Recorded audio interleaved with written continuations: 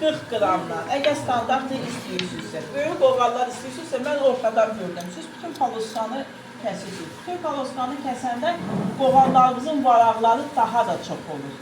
Daha da üstün olur. İndi onun yumurta və tavaya qoyulması.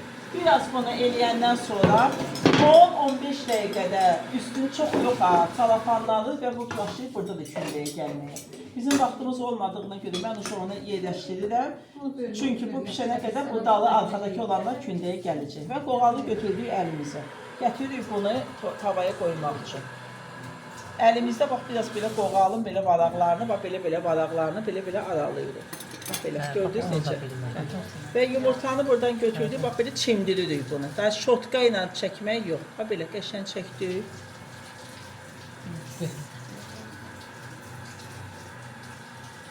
Alacaqlar da yumru, bu ilərdən belə. Mən balaca yaxşıdır da mini qoğa.